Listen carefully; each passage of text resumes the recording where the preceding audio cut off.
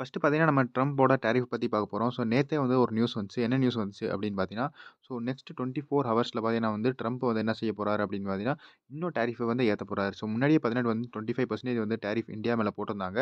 So அதுக்கடுத்து இன்னும் ஏத்தப் போறாங்க அப்படின்னு ஒரு நியூஸ் வந்துச்சு. ஸோ ட்ரம்ப் என்ன சொல்லியிருக்காரு அப்படின்னு பார்த்தீங்கன்னா, இந்தியா வந்து நல்ல ட்ரேடிங் பார்ட்னரா இல்ல. அவங்க வந்து எங்க கூட நெறைய பிசினஸ் செய்றாங்க. பட் நாங்க அவங்க கூட வந்து எதுவும் அவ்வளவா செய்றதில்ல அப்படின்னு அவர் சொல்லியிருக்காரு. ஸோ அதனால ஓரளவுக்கு கொஞ்சம் ட்ரம்ப் வந்து அவர் என்ன செய்ய போறாருன்னா, டாரிஃப் வந்து ஏத்தப் போறேன் அப்படின்னு சொல்லியிருக்காரு. பிளஸ் அது ஒரு ரீசன் கிடையாது. இன்னொரு ரீசன் இருக்கு. ஸோ இன்னைக்கு அந்த நியூஸ் வந்துருச்சு. 25% வந்து இன்னும் ஏத்துறேன் அப்படின்னு சொல்ட்டாரு டாரிஃப. ஸோ அடிஷனல் 25% வந்து போட்டிருக்காங்க. ஸோ எதனால அப்படின்னு பார்த்தீங்கன்னா வந்து ரஷ்யா கூட பிசினஸ் பண்றதுனால. ரஷ்யா கூட வந்து க்ரூட் ஆயில் வாங்குறனால வந்து 25% போட்டிருக்காங்க. ஸோ டோட்டல் இப்ப பார்த்தீங்கன்னா வந்து 50% வந்து ஆயிருச்சு. முன்னாடி 25% இருந்துச்சு. பிளஸ் இப்போ ஒரு 25% இப்போ 50% ஆயிருச்சு. அடுத்து இன்னும் அலாங் வித் அன்ஸ்பெசிஃபைட் பெனால்டி. பெனால்டியும் போடுறேன் அப்படின்னு சொன்னாரு. ஸோ இன்னும் அந்த பெனால்டி எவ்வளோ பெர்சன்டேஜ் அப்படின்னு தெரியல. ஸோ இன்னொரு நியூஸ் என்ன வந்துச்சு அப்படின்னு பார்த்தீங்கன்னா, நம்ம பிரைம் மினிஸ்டர் மோடி வந்து என்ன செய்ய போறாங்க அப்படின்னா, சைனாவுக்கு போறாங்களாம். அதாவது நம்ம சைனா பிரசிடென்ட் கூட வந்து போய் பேச போறாங்க. ஸோ என்ன பேச போறாங்க அப்படின்னு பார்த்தீங்கன்னா வந்து, இது வந்து அந்த இந்தியா ட்ரேட் டீல் இருக்கனால தான். ஸோ யுஎஸ் இந்தியாவும் பார்த்தீங்கன்னா, ட்ரேட் டீல் ஓரளவுக்கு கொஞ்சம் பிரச்சனையா போய்க்கிட்டு இருக்கு. பிளஸ் அதே மாரி பார்த்தீங்கன்னா, சைனாவும் ரஷ்யா கூட வந்து பிசினஸ் பண்றாங்க. க்ரூட் ஆயில் வாங்குறாங்க. ஸோ ஓரளவுக்கு பார்த்தீங்கன்னா, சைனாவும் கொஞ்சம் அவங்களுக்கும் கொஞ்சம் பிரச்சனை தான். ஸோ பிஎம் மோடி பார்த்தீங்கன்னா வந்து சைனா வந்து இப்போ ஃபர்ஸ்ட் டைம் பார்த்தீங்கன்னா, 7 வருஷம் கழிச்சு வந்து விசிட் பண்ண போறாங்க சைனாவுக்கு. ஸோ இது பார்த்தீங்கன்னா வந்து சோர்சஸ் வெளிய வந்திருக்கு. அதாவது கன்ஃபர்மேஷன் நியூஸ் கிடையாது. ஸோ கன்ஃபார்ம் ஆனா அப்புறமேலு வந்து செக் பண்ணிக்கலாம்.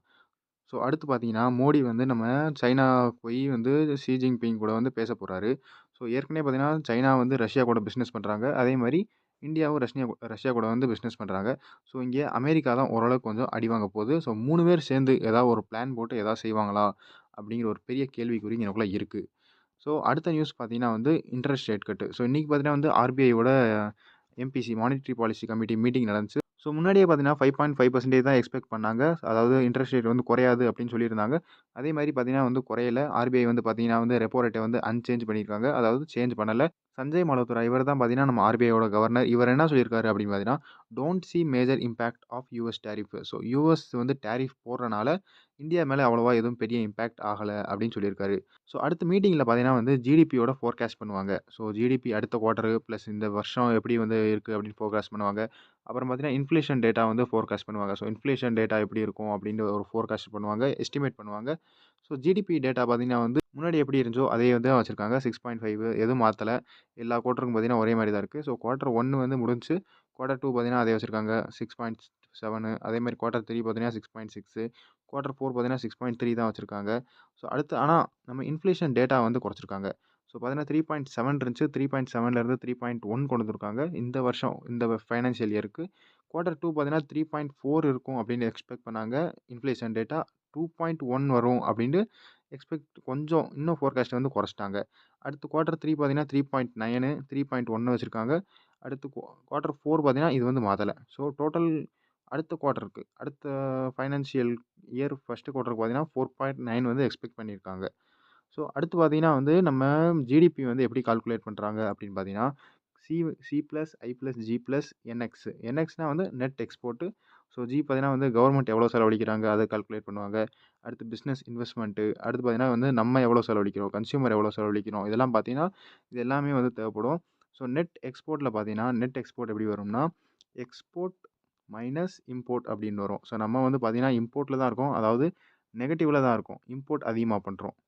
ஸோ எக்ஸ்போர்ட் வந்து நம்ம பார்த்தீங்கன்னா, அமெரிக்காவுக்கு தான் நெறையா பண்ணிக்கிட்டு இருந்தோம். ஸோ பார்த்தீங்கன்னா, $40 பில்லியன் வந்து நம்ம என்ன செய்றோம், அமெரிக்காலருந்து கொண்டு வரோம். பிளஸ் நம்ம $80 பில்லியன் பார்த்தீங்கன்னா, நம்ம அமெரிக்காவுக்கு குடுக்குறோம். ஸோ நம்ம பார்த்தீங்கன்னா வந்து $40 பில்லியன் ஓரளவுக்கு கொஞ்சம் ப்ளஸ்ல இருந்தோம். இப்ப பார்த்தீங்கன்னா, இந்த ட்ரம்ப் டாரிஃப்னால ஓரளவுக்கு இது வந்து அடி வாங்கிருச்சு. ஸோ மேக்ஸிமம் பார்த்தீங்கன்னா, நம்ம கிரீன்ல ஸோ எக்ஸ்போர்ட் பார்த்தீங்கன்னா, நம்ம நெறையா வந்து அமெரிக்காவுக்கு பண்ணிக்கிட்டு இருந்தோம். இதான் நம்மளுக்கு ப்ளஸ் பாயிண்ட்டா இருந்துச்சு. ஸோ இப்ப அந்த எக்ஸ்போர்ட் பார்த்தீங்கன்னா, கேன்சல் ஆயிருச்சு. குறைஞ்சு போச்சு.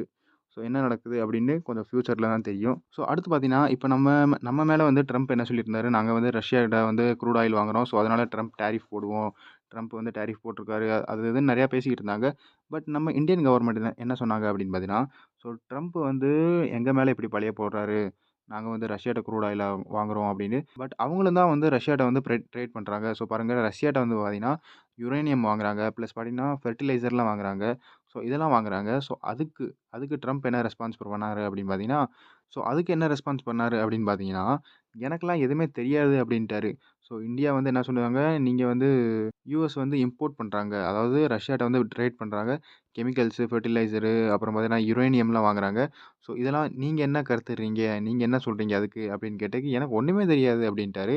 ஸோ நாங்க வாங்குனா 25% வந்து டாரிஃபாம். அவர் வாங்குனா ஒண்ணுமே தெரியாதாம். என்ன பேச்சு அப்படின்னு பாருங்க. அடுத்து பார்த்தீங்கன்னா, Nifty pharma. So pharma index மேல ஓரளவுக்கு கொஞ்சம் கண்ணு வைங்க.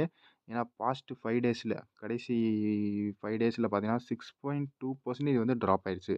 ஸோ ட்ராப் ஆனதுக்கு என்ன காரணம் அப்படின்னு பார்த்தீங்கன்னா, ட்ரம்ப்போட டாரிஃப் தான். ஸோ ட்ரம்ப் டாரிஃப்ல என்ன சொல்லியிருக்காரு அப்படின்னு பார்த்தீங்கன்னா, 250% முடிய வந்து ட்ரம்ப் வந்து ஃபார்மா செக்டர் மேல பார்த்தீங்கன்னா வந்து இன்கிரீஸ் பண்ண போறாங்களாம். ஸோ முன்னாடி பாருங்க, முன்னாடி அமெரிக்காவுக்கு எந்த பொருள் போனாலும் வெறும் 2-3% தான் டாரிஃப் இருந்துச்சு. இப்போ பார்த்தீங்கன்னா, நம்ம இந்தியா மேல 50% போட்டாங்க. அடுத்து ஃபார்மாக்கு பார்த்தீங்கன்னா, 250% முடிய போறதுக்கு வாய்ப்பு இருக்கு அப்படின்னு சொல்றாங்க. ஸோ ஏன்னா நம்ம இருக்கிறதுலயே டாரிஃப்லயே பார்த்தீங்கன்னா, அதிகமா 50% நம்ம மேல போட்டாங்க. அதேமாரி ஃபார்மா இந்தியாலருந்து போனா கண்டிப்பா 250% நம்ம மேல போட்டுருவாங்க. ஸோ ஓரளவுக்கு இந்த ஸ்டாக்லாம் கொஞ்சம் ஓரளவுக்கு கொஞ்சம் ஃபோக்கஸ்ல வைங்க. Sun Pharma, Divi's Lab, Cipla, Torrent Pharma, Mankind Pharma, doctor Reddy Lab, அடுத்து Zydus Life Science, Lupin, Abbott India, Aurobindo Pharma, Alkem Lab, Glenmark Pharma. So pharma index எல்லாத்தையும் கொஞ்சம் ஃபோக்கஸ்ல வைங்க. ஸோ அடுத்து பார்த்தீங்கன்னா வந்து பிஎஸ்சி இன்னைக்கு பார்த்தீங்கன்னா வந்து சடனா வந்து இவ்வளோ மேல ஏறிருச்சு. ப்ளஸ் முன்னாடி நேத்து பார்த்தீங்கன்னா, நேத்து வந்து ஓரளவுக்கு நல்லா கீழ விழுந்துருந்துச்சு. பட் அந்த கீழ விழுந்ததுக்கு இன்னைக்கு பார்த்தீங்கன்னா ரெக்கவர் ஆயிருச்சு. ஸோ என்ன ரீசன் அப்படின்னு பார்த்தீங்கன்னா, நம்ம செபியோட சேர்மேன் அதாவது ஒரு ரிப்போர்ட் வந்து முன்னாடி பரவிக்கிட்டு இருந்துச்சு. என்ன ரிப்போர்ட் அப்படின்னு பார்த்தீங்கன்னா, வீக்லி எக்ஸ்பைரி நம்ம ட்ரேடிங் பண்ணும்போது பார்த்தீங்கன்னா வந்து வீக்லி எக்ஸ்பைரி இருக்கும். அந்த வீக்லி எக்ஸ்பைரி பார்த்தீங்கன்னா வந்து ஓரளவுக்கு கேன்சல் பண்ண போறாங்க அப்படின்னு பேசிக்கிட்டு இருந்தாங்க. அதாவது மந்த்லி எக்ஸ்பைரி மட்டும் இருக்க போகுது அப்படின்னு பேசிக்கிட்டு இருந்தாங்க. ஸோ அந்த ரூமர் ஓரளவுக்கு பரவினால பார்த்தீங்கன்னா, பிஎஸ்சி வந்து அன்னைக்கு விழுக ஆரம்பிச்சுருச்சு. பட் இப்போ வந்து செபி சேர்மேன் வந்து என்ன சொல்ட்டாரு, "இல்ல அது வந்து பொய்யி. ஓரளவுக்கு கொஞ்சம் பொய்யான ஸ்டேட்மெண்ட்" அப்படின்னு சொன்னாரு. ஸோ அதனால பார்த்தீங்கன்னா, பிஎஸ்சி வந்து ஃபுல்லா வந்து ரெக்கவர் ஆயிருச்சு. மேலே ஏறிருச்சு. ஸோ அடுத்து பார்த்தீங்கன்னா, கடைசியா வந்து கிஃப்ட் நிஃப்டிய ஃபோக்கஸ் பண்ணிக்கிருவோம். ஸோ கிஃப்ட் நிஃப்டி பார்த்தீங்கன்னா, 24,536ல வந்து க்ளோஸ் ஆயிருக்கு. ஸோ பாருங்க 240 கிட்ட இது வந்து க்ளோஸ் ஆயிரும். 2:40 ஏஎம் காலையில நைட்டு. அதாவது நம்ம நைட்டு 2:40க்கு வந்து க்ளோஸ் ஆயிரும். ஸோ நம்ம 24,574ல வந்து க்ளோஸ் ஆயிருக்கும். நார்மல் நிஃப்டி 50 பார்த்தீங்கன்னா, மதியானம் 3:30க்கு க்ளோஸ் ஆயிரும். அது வந்து பார்த்தீங்கன்னா, 24,574ல வந்து க்ளோஸ் ஆயிருக்கு. அத விட பார்த்தீங்கன்னா, 24,536ல வந்து கிஃப்ட் நிஃப்டி வந்து க்ளோஸ் ஆயிருக்கு. ஸோ ஓரளவுக்கு நாளைக்கு பார்த்தீங்கன்னா, அதாவது நாளைக்குன்னா இன்னைக்கு வெட்னஸ்டே வந்து கொஞ்சம் டவுன்ல தான் வந்து ஓப்பன் ஆகப்போகுது. ஸோ என்ன நடக்குது அப்படின்னு பார்ப்போம். ப்ளஸ் 6:30 காலையில வந்து கிஃப்ட் நிஃப்டி எப்படி ஓப்பன் ஆகுது அப்படின்னு செக் பண்ணிக்கோங்க. ஸோ இந்த வீடியோல அவ்வளோதான். அடுத்த வீடியோல பார்ப்போம். நான் தான் ஸ்டாக்கர். Good bye.